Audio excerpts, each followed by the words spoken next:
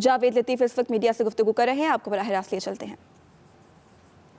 ہمیں یہ بتا دیں جسٹس منیر صاحب کہ بنگالی کی پرسنٹیج ریشو پاکستان میں کیا ہے؟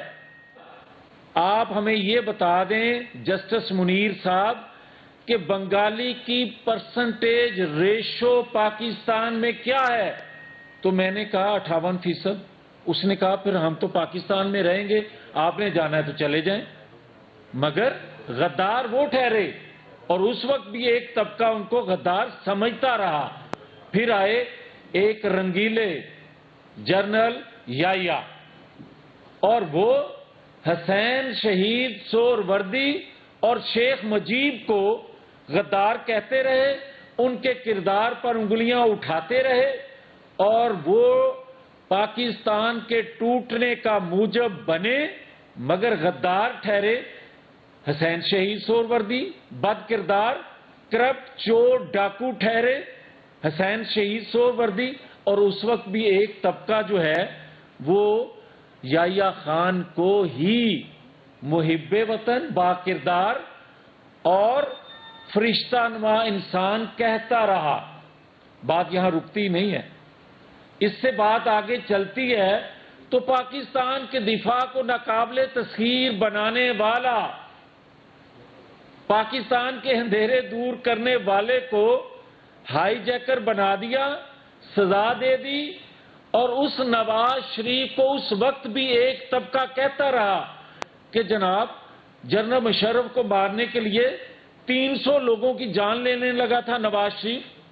اس وقت بھی ایک طبقہ یہ بات کہتا تھا اور ساری دنیا نے بعد میں مانا کہ وہ بات غلط تھی۔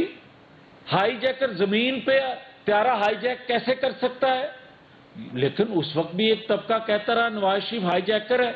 اور آج ایک ایسا شخص جو بات کر رہا ہے، جو کچھ کہہ رہا ہے، وہ اپنے کردار کے حوالے سے جس کو صادق اور امین ثاقب نثار جیسے لوگ سرٹیفکیٹ دیں، جبکہ میرے جیسے کمزور ایمان کے مسلمان کا ایمان ہے کہ صادق اور امین انبیاء اکرام کے علاوہ کوئی نہیں ہو سکتا، مگر اس کو صادق اور امین کا سرٹیفکیٹ دے دیا گیا۔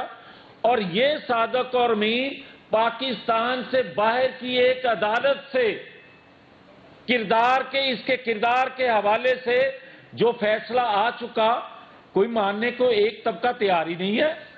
اور ایک طبقہ آج بھی چیف الیکشن کمیشن کا فیصلہ آنے کے بعد کہ یہ چور، ڈاکو، منی لانڈر اور غدار ہے، غدار کس زمرے میں کہ بھائی جن لوگوں سے آپ پیسہ لیتے رہے ہو، جنہوں نے کوئی 2-4 لاکھ 2-4 ہزار نہیں، کروڑوں اربوں کھربوں روپیہ دنیا کی بااثر شخصیات نے، غیر ملکی کمپنیوں نے آپ کو جو فنڈنگ کی وہ کن مقاصد کے لیے کی تھی؟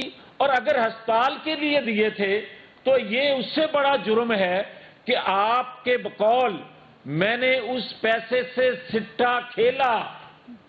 آپ کے بقول کہ اگر وہ ہسپتال کو پیسے دیے تھے تو آپ نے پی ٹی آئی کے اکاؤنٹ میں کس طرح ٹرانسفر کیے، اور اگر وہ پی ٹی آئی کو ملے تھے تو پھر آپ یہ بتاؤ کہ ان کا پاکستان کے پرائم منسٹر لگائے جانے سے پہلے تمہیں پیسہ دینے کا مقصد کیا تھا؟ کیا وہ مقاصد تم نے 4 سالوں میں پورے کر کے دکھائے؟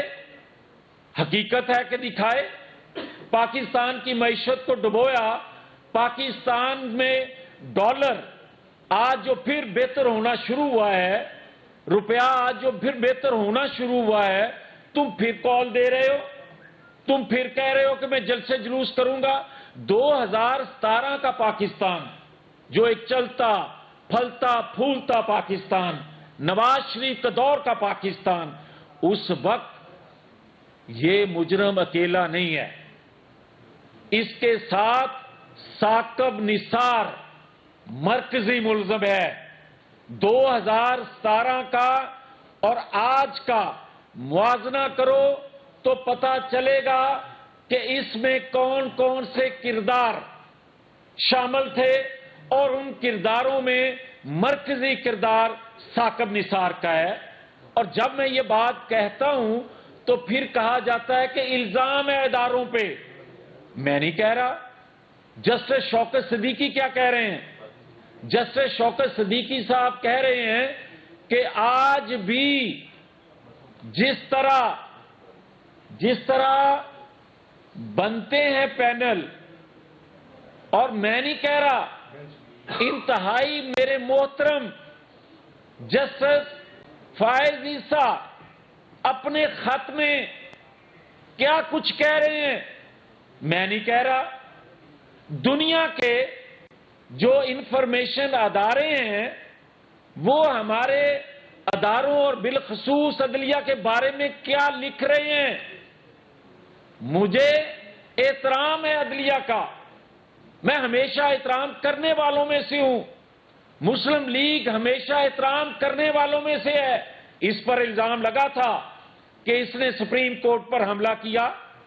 بھائی اگر بغیر اجازت کے لوگ اس وقت داخل ہوئے سپریم کورٹ کی عمارت میں، کچھ شیشے ٹوٹے یا کوئی دروازہ ٹوٹا تو کہا گیا سپریم کورٹ پر حملہ ہے، ایف آئی آر درج ہوئی۔ مگر جو چند دن پہلے سپریم کورٹ کا دروازہ توڑ کر، دیواریں پھلانگ کے، شیشے توڑ کے داخل ہوا گیا، تو اس کو اگر کہا جائے کہ یہ ان کے جذبات کا اظہار ہے تو پھر کہہ دیں کہ اس وقت بھی جذبات کا اظہار تھا، آج بھی جذبات کا اظہار ہے، اور اگر اس وقت حملہ تھا تو پھر آج بھی حملہ ہے۔ یہ کیسا معیار ہے؟ اور پھر مجھے کوئی بتائے کہ شہباز گل نامی ایک شخص اگر وہ جو کچھ باتیں شہداء کے متعلق کہتا رہا اور اس پر ایف آئی آر ہو اور 2 دن کا ریمانڈ ہو، اور میں اگر سمیش کرنے کی بات کروں کہ آپ کسی لیڈر کو دھمکی نہیں دے سکتے، ہم نہیں مانتے اس چیز کو، تو اس کو غداری کے مقدمے میں گرفتار کرو اور 14 دن پورے ریمانڈ کے کرواؤ۔ اور آج میں آپ کو اسٹوڈیو سے فی الوقت اتنا ہی۔ مزید خبروں کے لیے وزٹ کیجیے express.pk۔ آپ ہمیں فیس بک اور ٹویٹر پر بھی فالو کر سکتے ہیں۔ تو دیکھتے رہیے ایکسپریس نیوز اور رکھیے ہر خبر پر نظر۔